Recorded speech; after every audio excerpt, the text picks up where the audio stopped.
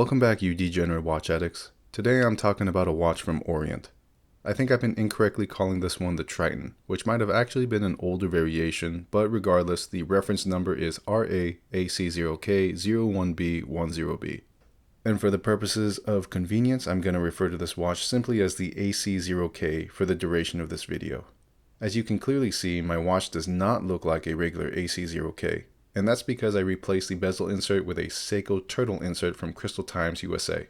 I try to mod my watches whenever I can, and I'm also a huge fan of steel bezel inserts, so this style was the obvious fate for my AC0K. The important takeaway from this is that now you know this watch is compatible with Seiko turtle bezel inserts, which will open so many different mods if that's something you're interested in pursuing. Now getting right to the point, I really like this watch. It's got a lot of inspiration from the Seiko SKX with its own approach towards a watch with this iconic case shape. It also comes with all the bells and whistles you'd expect from a macro brand, both in hardware and street cred. So do I think that it's better than a Seiko SKX? Or do I think it's the next SKX that Seiko should have made? My short answer is yes to both questions. Of course, the long answer isn't so black and white. There's so many different factors to take into consideration, and depending on which angle I take, my answer can very well be in favor of the SKX. For example, both watches are rated for 200 meters, but the SKX is ISO certified and the AC0K is not. Regardless of these other considerations, I'm not going to overly complicate my thoughts for this episode, and instead I will stick with the short answer as that's the one that comes immediately to mind. Every time I wear it, I am reminded on how much of a quality brand Orient is, and find it refreshing to see that value can still be found from big name brands in today's obnoxious watch market. Speaking to the value, I bought mine on Amazon for $225. Keep in mind that was over a year ago, so the price has creeped up slightly, but not by much. You can reasonably assume that the price will hover in the $200 ballpark, and you'll even come across some killer sales if you're patient. That price tag is incredible to me because you're getting a watch that has its own brand legitimacy for the same cost as a copycat Islander or San Martin. I own several San Martins and Islanders, so I'm not saying this as a hater. I definitely see the value in those companies. But with that being said, I view Orient with a higher regard. Interpret that however you like.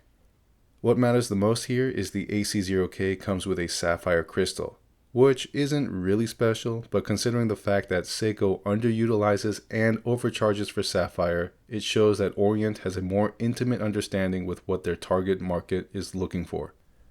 We can argue all day long how any other crystal material is better suited for diving, but you just need to accept the fact that you're a degenerate watch addict and the only thing that matters is not having a scratched up crystal for your wrist shots.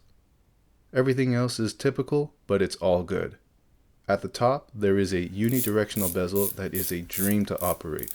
The action is buttery smooth with slim to no backplay, and the scalloped edge texturing almost makes it too easy to grab.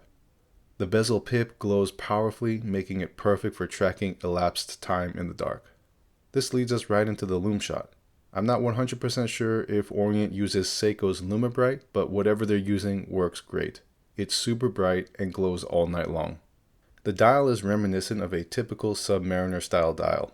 The date window at 4 o'clock is not ideal to me, but it's also not a deal breaker. I just think there was a missed opportunity to have the square window blend in with the rectangular 3 o'clock indice. There's a subtle sunray effect in the background which always looks great, and plays well with the chromed edges of the indices. The light play is contrasted well by the brushed riot, which I feel could have been slightly larger to simultaneously create more depth and help offset the shininess of other components on the dial. Now taking a look at the screw down crown, functionally everything is great. The threading is smooth and precise, and the action of the crown is deliberate. The crown guards are prominent, but don't hinder accessibility at all. The Orient logo is laser etched at the head, which is less than ideal. I consider laser etching the lowest form of customization and would have preferred nothing at all, as there's nothing wrong with a sterile surface.